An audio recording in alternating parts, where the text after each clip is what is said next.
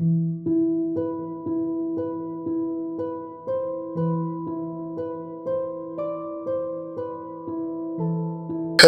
001, welcome to the Mark Show.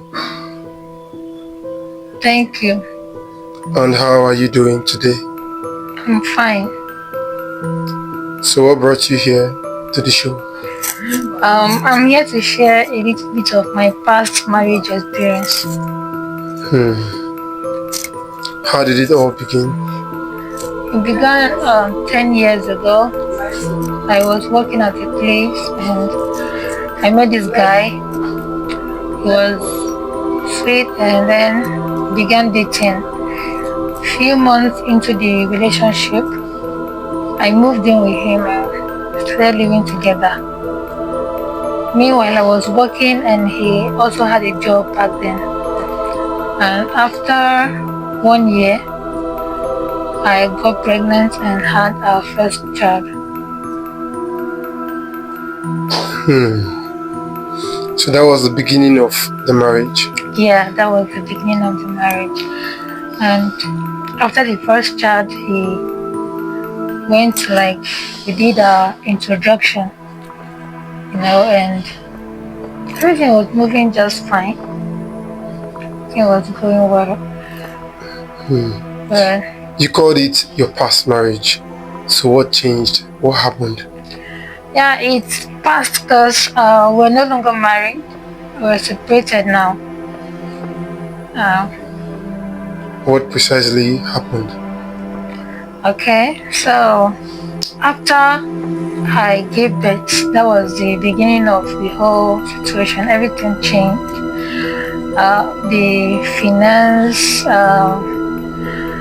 he started, I don't know if it was the pressure, but he started drinking too much and doing things that were not supposed to be done. And that was how things went south, Meanwhile, while I was working, I also had a small business I was doing back then, so I was able to support him financially, and that was it. So is this a problem of him not being financially stable or not communicating his ordeals to you as at the time? Yeah, it's not about him being financially unstable, because even as of the time I met him, he was not doing well financially. But we liked each other, and I believed that we're going to work things together. We're going to see it through together. So it wasn't about the finance. It was about the sudden change. We lost communication. We were no longer in good terms. He was always angry. Nothing I do back then was good enough for him anymore. So, and he also started womanizing. Even with the little money he would work and was supposed to bring home, he would drink it away, spend it on alcohol, womanize with the little money, and it's not as if he was financially okay, So I complained and complained and complained, and I told him this. When I noticed, I told him about it, and he didn't change. But I kept hoping, though. I stayed, We didn't just have that one kid. I continued staying. I stayed over because people would tell me, oh, don't worry, he'll change. And also, me personally, I stayed because I had hope. I was hoping for him to change and come back to his normal self, but it wasn't possible. It didn't actually happen that way.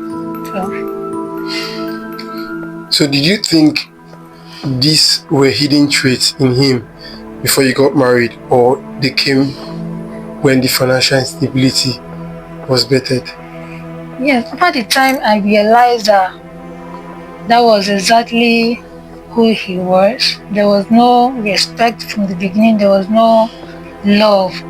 Because I won't say I didn't notice the red flags. Yes, I did notice some things, but we're not perfect. There is no perfect human being. I am not perfect. He is not perfect.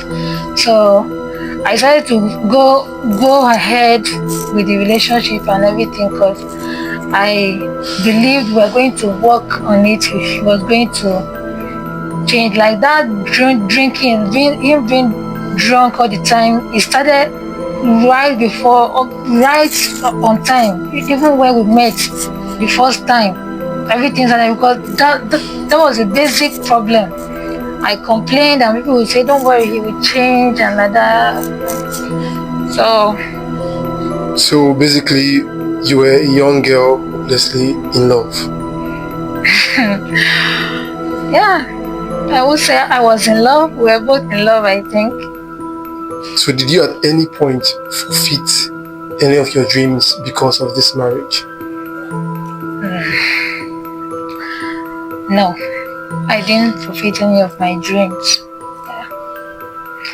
Because I was a young girl who wanted education, but that didn't come true because I lost my mom at a very young age, and that was why I was working at the place I met him back then. And over the time, the dream of taking my education to the next level, the dream died with me because I started having babies, and all of a sudden I just let me just give up on that dream, and I just take it as it was and just decide to make a family and live my life with him.